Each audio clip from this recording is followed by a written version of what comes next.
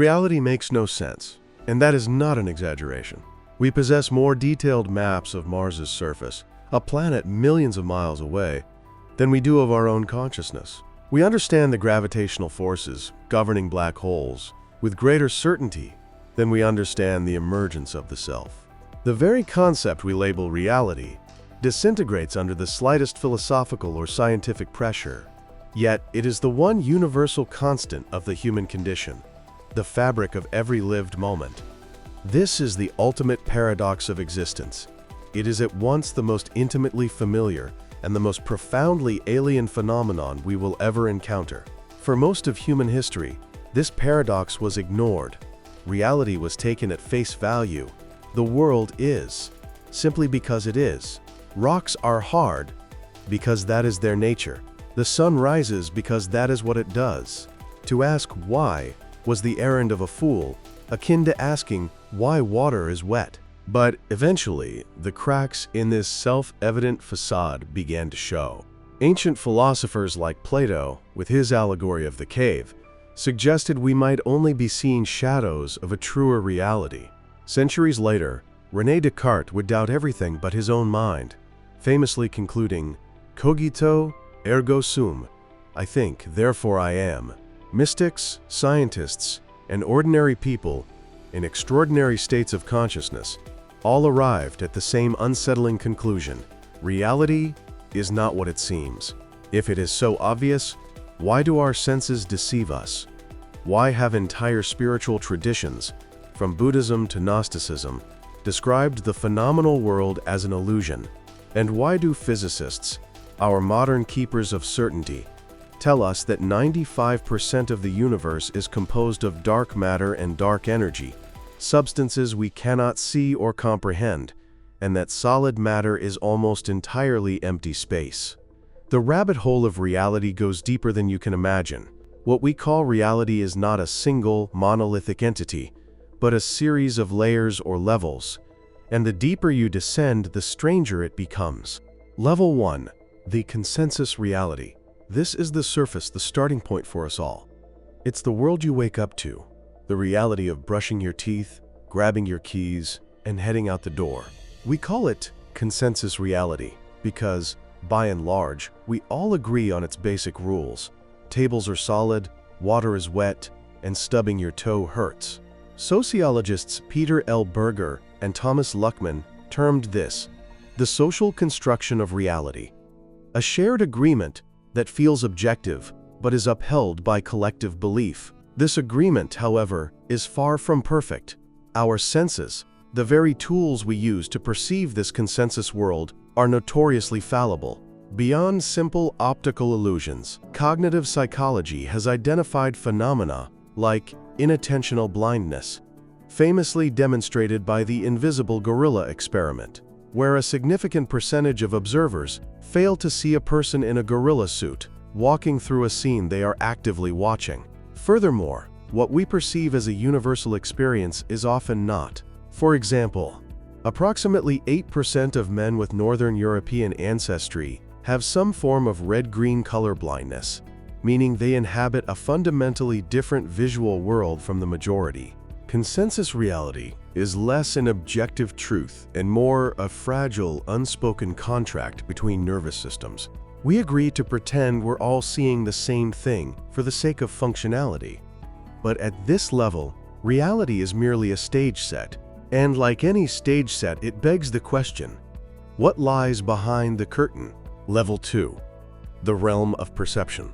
At this level, we pull back the curtain and find that reality isn't just out there.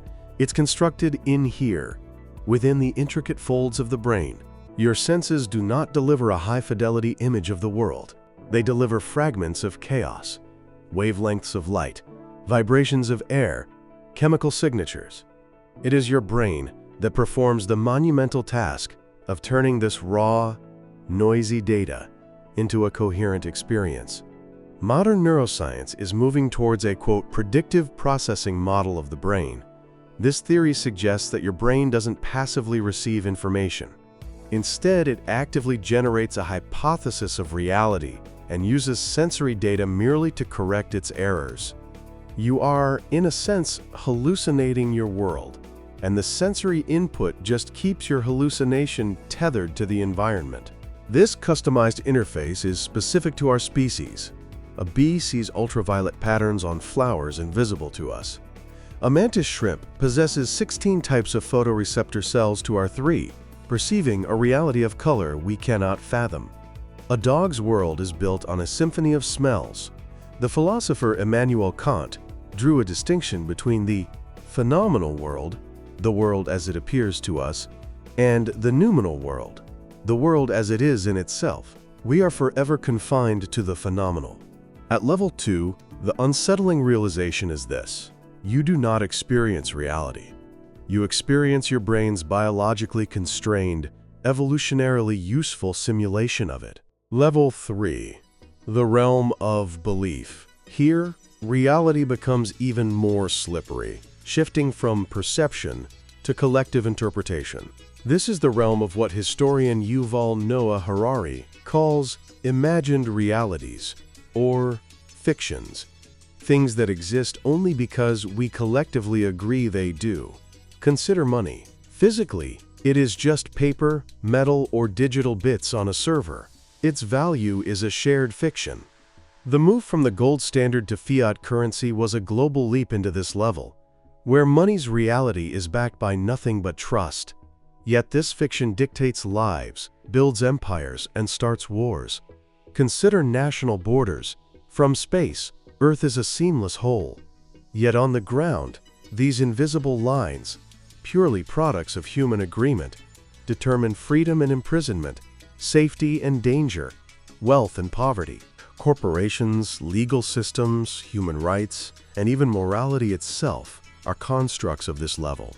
What is a taboo in one culture, cannibalism, might be a sacred ritual in another. These webs of significance, as anthropologist Clifford Geertz called them, are spun by us, and we are suspended within them. They are not physical, but they are undeniably real in their consequences. At level 3, reality is not something you observe, but something you actively participate in creating.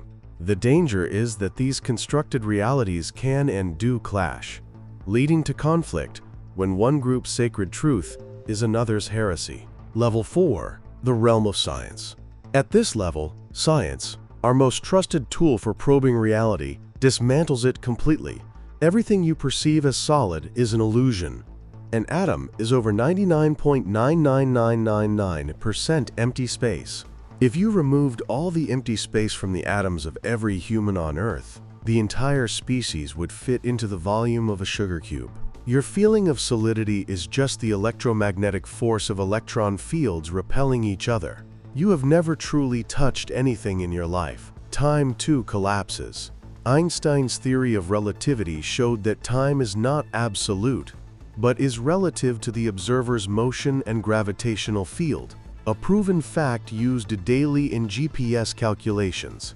A more radical implication of relativity is the block universe theory, which suggests that the past, present, and future all exist simultaneously and eternally. Our perception of time's flow is just an emergent illusion of consciousness. Then there is quantum mechanics, which obliterates any remaining notion of a stable, predictable reality. The double-slit experiment demonstrates that particles like electrons can exist as waves of probability in multiple places at once, only collapsing into a definite location when observed. It is as if reality refuses to commit until it is being watched. This leads to the profound measurement problem and thought experiments like Schrödinger's cat, which is both alive and dead until the box is opened. This is the level of quantum entanglement, Einstein's spooky action at a distance, where two particles can be linked, and a change in one is instantaneously mirrored in the other, regardless of the distance separating them. Here, reality is a bizarre, counterintuitive, and probabilistic dreamscape governed by mathematical paradoxes. Level 5. The simulation layer. If science dismantles physical reality, this level questions its very foundation. What if there is no base reality at all? What if this is all a simulation? Popularized by philosopher Nick Bostrom, The simulation argument is statistically chilling. It posits one of three possibilities. 1.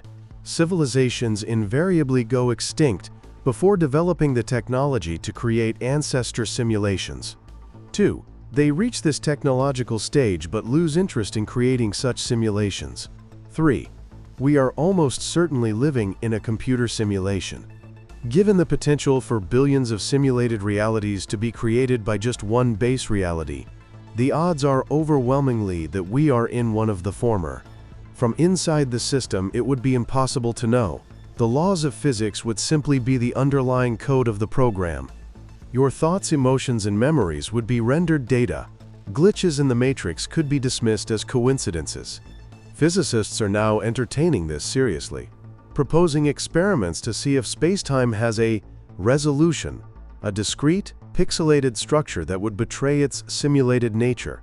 Whether literal or metaphorical, the simulation hypothesis makes one thing clear: our reality may not be ultimate. It may be nested, a copy of a copy, with the real world running on a hard drive somewhere else entirely.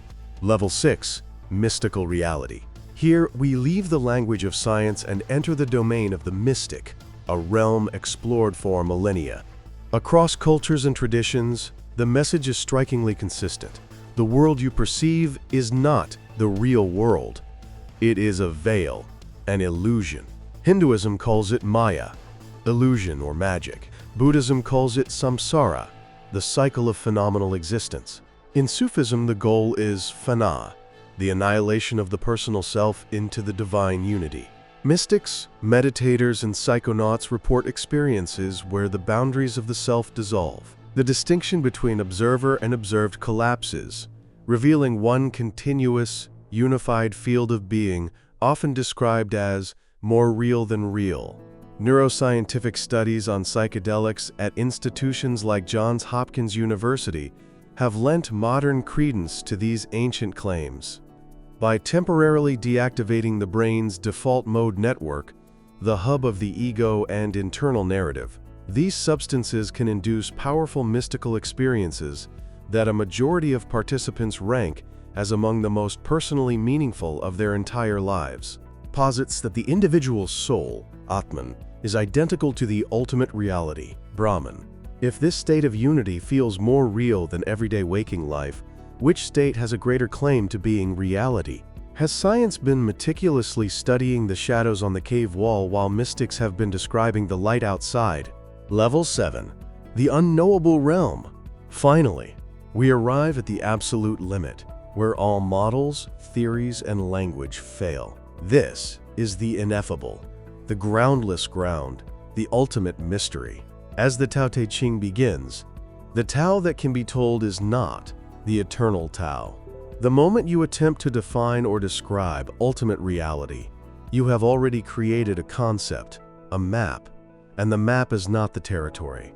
This is the realm of apophatic theology, the via negativa, which can only say what God or ultimate reality is not. It is echoed in Ludwig Wittgenstein's famous proposition, "Whereof one cannot speak, thereof one must be silent." Modern science encounters its own version of this limit in the, quote, problem of consciousness, articulated by philosopher David Chalmers. Why and how do we have subjective, qualitative experiences at all? We can map the neural correlates of seeing the color red, but we cannot explain the experience of redness itself. At this level, reality is not a problem to be solved, but the silent, infinite context in which all problems and solutions arise. It is not something you stand outside of and analyze. It is the very fact of your being. The journey through these 7 levels reveals not just how strange the universe is, but how strange it is to be a conscious being within it. Perhaps reality is not one thing, but the very act of layering itself, the way the obvious conceals the profound, and the profound gives structure to the obvious. And perhaps the deepest truth is that reality is simultaneously a consensus, a perception, a belief, a quantum paradox, a potential simulation, a mystical union, and an unknowable mystery, all at once. The real question is not, what is reality, but which level are you looking from?